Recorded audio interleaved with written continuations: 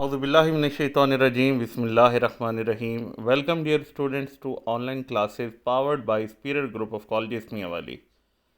Well students, हम questions को deal कर रहे थे जिनका ताल्लुक प्रॉपर्टीज़ ऑफ डिटर्मिनेंट्स के साथ था, और उसी कड़ी को जोड़ते हुए हम आज क्वेश्चन नंबर 3 को जो है तो स्टार्ट करेंगे।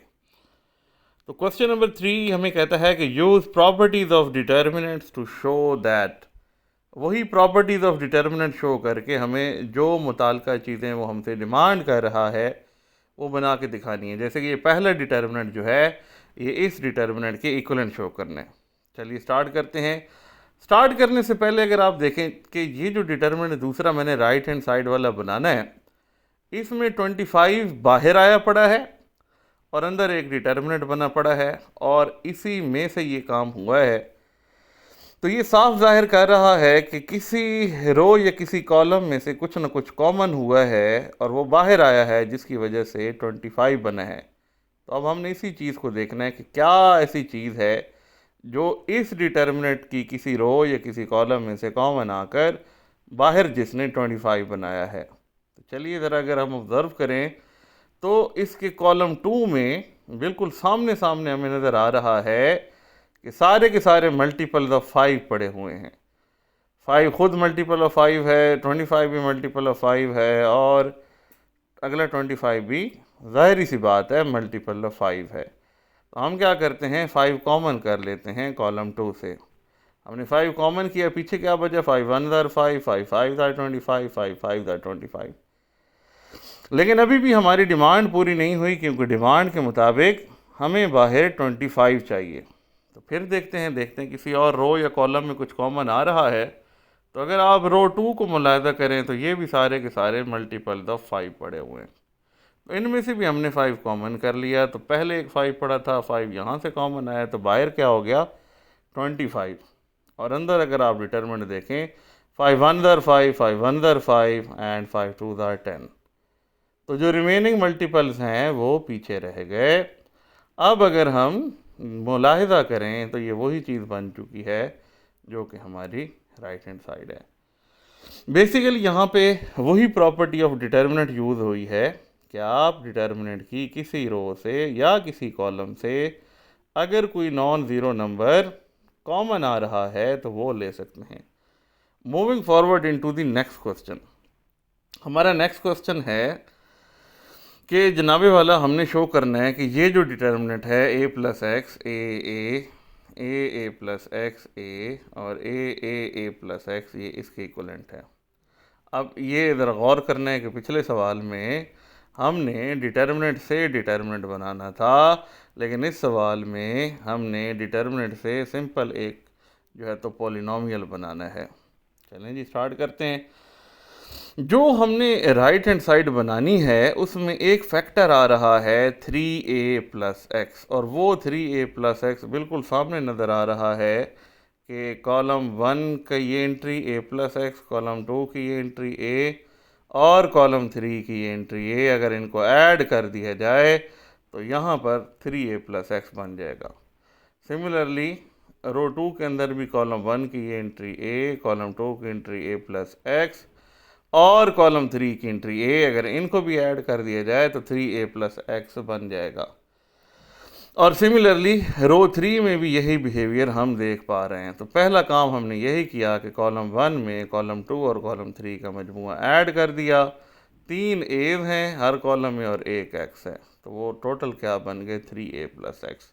और नेक्स्ट स्टेप में इसी 3a प्लस एक्स को कॉलम 1 से कॉमन करके बाहर कर लिया, और राइट हैंड साइड का एक जो फैक्टर था 3a प्लस एक्स वो हमने अचीव कर लिया। नाउ हम we are left with 1 1 1 a plus x a and a plus x. अब मैंने आपको एक्सपेंशन को आसान करना सिखाया था कि आप इस ऊपर वाले 1 को इस्तेमाल करके अगर इसके सामने 1 है उनको ज़ीरो बना दें, या इसके नीचे 1 है तो उनको ज़ीरो बना दें, आपकी एक्सपेंशन आसान हो जाएगी। वो माइनर डिटर्मिनेंट जो 3 बनने थे वो 1 बन जाएगा। तो कुछ इसी काम को करने के लिए मैंने रो 2 में से रो 1 माइनस किया, क्योंकि रो 2 की एंट्री 1 थी। 1 में से रो 1 की एंट्री 1 माइनस करेंगे तो 0 बनेगा। और इस 1 को भी 0 बनाने के लिए रो 1 की एंट्री 1 इस्तेमाल हुई है, तो ये एंट्री 1 है तो 1 में से 1 जाएगा तो 0 बनेगा, तो सिंपल ऑपरेशन बना R3 माइनस R1। तो ये ऑपरेशन जब हमने नीचे किए अपने अपने मतलब कॉरेस्पॉन्डेंस के अंदर, तो ये 1 minus 1 a plus x minus A minus A, ये रिज़ल्ट आ गया। और R3 माइनस R1 का operation 1 minus 1 a minus A और a plus x minus A, ये ऑपरेशन आ गए। Got it. अब ये सारे के सारे ज़ीरो बन गए और मज़े की बात है ये भी ज़ीरो बन गया और इस तरह से ये आ गया। अब अगर आप गौर करें तो हमारे पास मेन डायगोनल के नीचे एक ट्रायंगल बन रहा है। अगर मैं इसे थोड़ा सा आपको दिखाऊं पेंसिल को यूज़ करके, तो ये ट्रायंगल बन रहा है इस मेन डायगोनल के नीचे। ये हमारा मेन डायगोनल है ना, इसके नीचे ट्रायंगल बन रहा है। किसका ट्रायंगल बन रहा है? ज़ीरो का। तो ट्रायंगुलर प्रॉपर्टी क्या कहती है? आप सब ने पढ़ी थी कि मेन डायगोनल के नीचे या ऊपर अगर ज़ीरो बन जाए, मतलब मैट्रिक्स ट्रायंगुलर फॉर्म में कन्वर्ट हो जाए, तो उसका जो जवाब होता है, सॉरी डिटर्मिनेंट अगर ट्रायंगुलर फॉर्म में कन्वर्ट हो जाए तो उसका जवाब क्या होता है? उसकी डायगोनल एंट्रीज को आपस में मल्टीप्लाई करते हैं। डायगोनल एंट्रीज कौन सी हैं? 1 एक्स के साथ मल्टीप्लाई हो इंटू एक्स, तो ये क्या बन जाएगा? 1 इंटू एक्स, और 1 इंटू एक्स क्या होता है? एक्स स्क्वायर होता है। और यही हमारा रिज़ल्ट था जो हमें चाहिए था। Got it.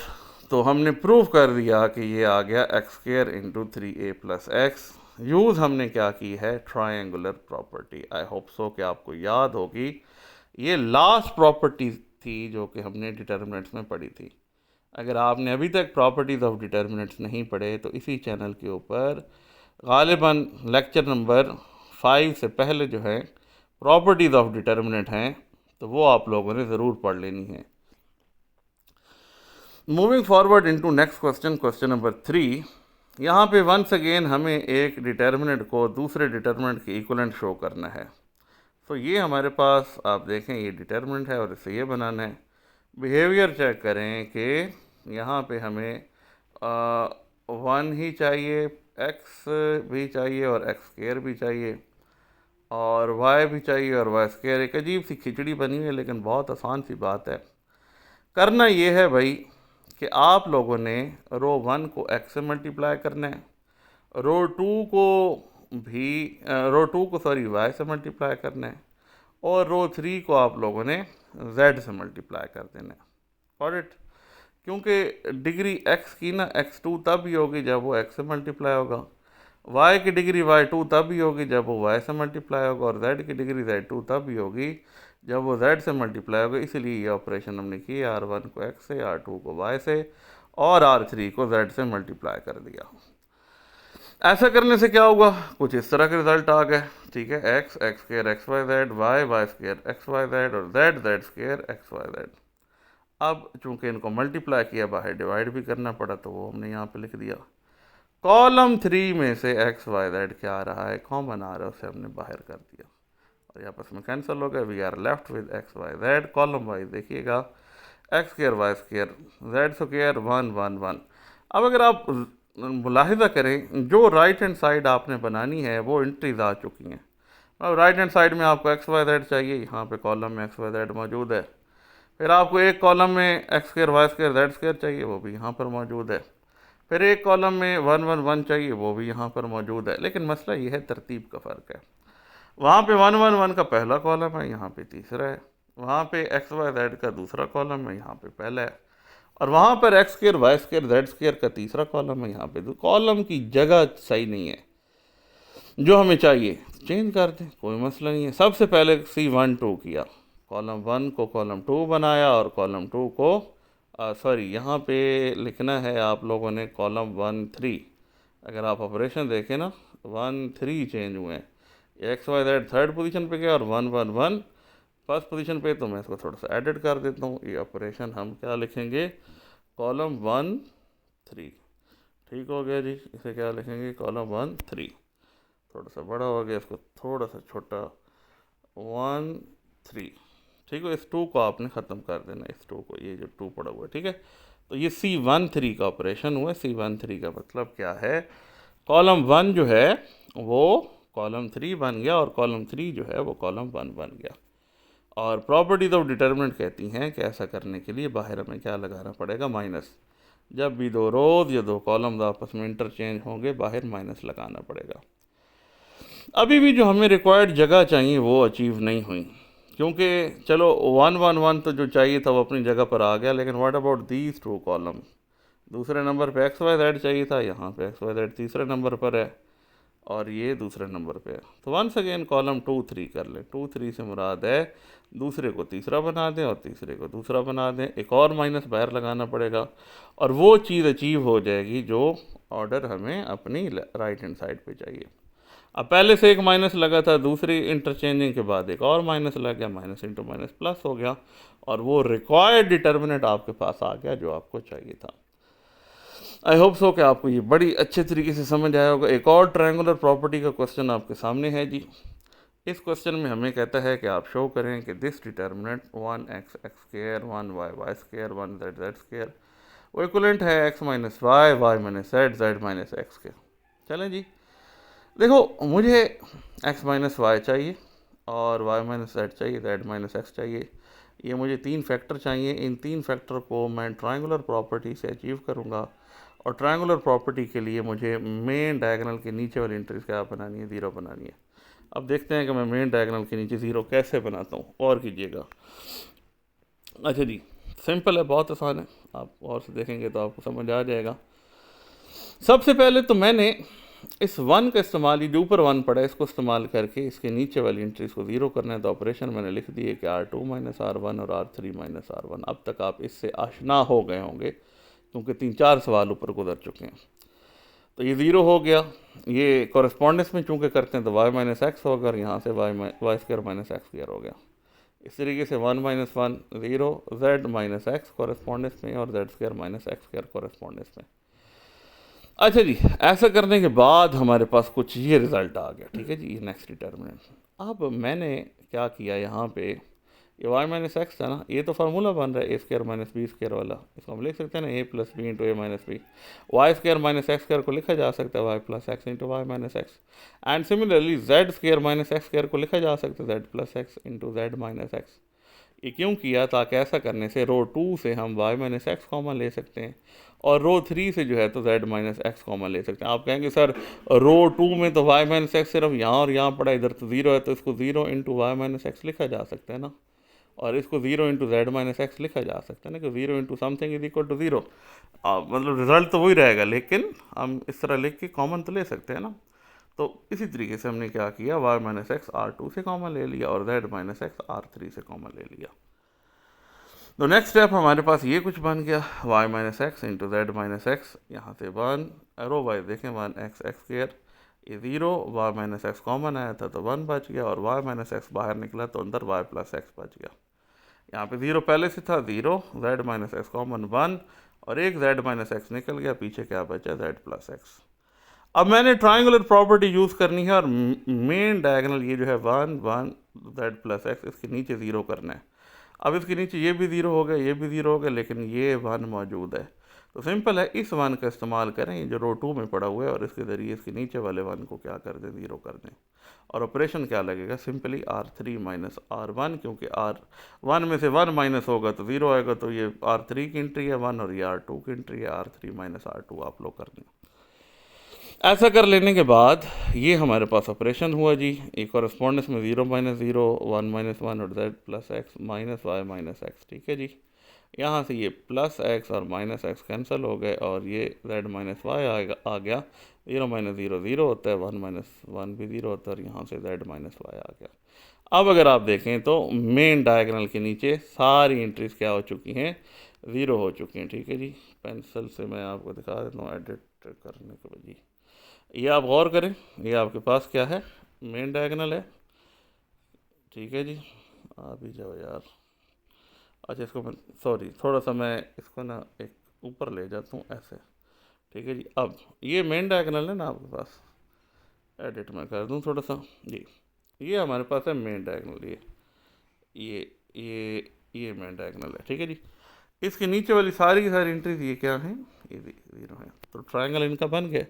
तो ट्रायंगुलर प्रॉपर्टी क्या कहती है कि इसका जो आंसर होगा वो क्या होगा, वो जनाबे वाला हाँ, डायगनल प्रॉपर्टीज़ जो हैं उनके मल्टीप्लिकेशन से आएगा, यानी कि 1 × 1 × z - y using triangular property. मैंने साथ लिखा, ट्रायंगुलर प्रॉपर्टी को इस्तेमाल करते हुए हम जो है तो, सॉरी यार ये थोड़ा सा टच आज मेरा सही से काम नहीं कर रहा, इस वजह से बार बार ये लैगिंग सी हो रही है, लेकिन चलें कोई नहीं। 1 × 1 × z - y, ये ट्रायंगुलर प्रॉपर्टी हमने यूज़ की। अब यहाँ पे बड़ी गौरतलब बात है, ये फैक्टर है y - x, ये हो गया z - x और ये हो गया z - y। हमें क्या चाहिए था, आप अगर राइट हैंड साइड मुलाहिजा करें, हमें चाहिए था x - y, y - z x। ठीक है जी, इनमें से दो उल्टे फैक्टर्स आ रहे हैं। हमें x - y चाहिए था, जबकि हमारे पास नीचे y - x आ रहा है। y - z गालिबन सही आ रहा है, और हमें x - z x चाहिए था, नीचे x - z आ रहा है। ऐसा ही है ना, z - x नीचे आ रहा है। ठीक है जी, देख लेते हैं, z - x सही आ रहा है, ये z - y आ रहा है, हालांकि हमें y - z चाहिए। अब देखें ना क्वेश्चन को, ये फैक्टर हमें चाहिए x - y, और ये फैक्टर हमें क्या चाहिए, y - z, जबकि यहाँ पर ये आ रहा है z - y और ये आ रहा है y - x। तो अब हम क्या करेंगे, इसमें से भी माइनस कॉमन ले लेंगे और इसमें से भी माइनस कॉमन ले लेंगे। जब इसमें से माइनस कॉमन लेंगे तो ये x - y हो जाएगा, और इसमें से माइनस कॉमन लेंगे तो y - z हो जाएगा। इसका जो हमने माइनस कॉमन लिया और इसका लास्ट वाले का जो माइनस कॉमन लिया है, वो माइनस इंटू माइनस प्लस हो गया, ओवरऑल साइन पर कोई फ़र्क नहीं पड़ा। और तीसरा फैक्टर तो यही चाहिए था, z - x, जो कि एज इट इज़ हमने लिख दिया, गॉट इट, और तरतीब वो बना दी जो हमारी राइट हैंड साइड में हमसे रिक्वायर्ड थी। आई होप सो कि आपको ईज़िली सारी बातें समझ आ गई होंगी। ये थे आज के सवालात। और एक और बात मैं यहाँ पर बताता चलूँ कि कुछ क्वेश्चंस मैंने दरमियान में होमवर्क के तौर पे दिए हैं। जैसे कि आज हमने कौन कौन सा क्वेश्चन किया है, फर्स्ट किया है, सेकंड किया है, उसके बाद थर्ड किया है, फोर्थ किया है। ठीक है जी। अच्छा, इसके बाद 5, 6, 7 ये क्वेश्चन आपके असाइनमेंट हैं। कौन कौन सा क्वेश्चन, 5, 6 और 7, ये क्वेश्चन बच्चे आप लोगों ने खुद करने हैं। इंशाल्लाह नेक्स्ट लेक्चर में हम क्वेश्चन नंबर 8 से स्टार्ट करेंगे। 5, 6, 7 जो क्वेश्चन हैं बेसिकली वो यही प्रॉपर्टीज़ यूज़ हो रही हैं जो हमने क्वेश्चन नंबर 3 और क्वेश्चन नंबर 4 में पढ़ी हैं। मतलब कल के लेक्चर में और आज के लेक्चर में ब्रीफली ये जो हमने इतने सवालात किए हैं, यही बेसिक प्रॉपर्टीज़ यूज़ होके वो सवालात हल हो रहे हैं। आई होप सो कि ये क्वेश्चन आप अच्छे से कर लेंगे, और मज़ीद इंशाल्लाह ताला नेक्स्ट वीडियो में हम क्वेश्चन नंबर 8 से जो है आपके साथ जुड़ेंगे। तब तक अल्लाह हाफिज़, अस्सलाम वालेकुम।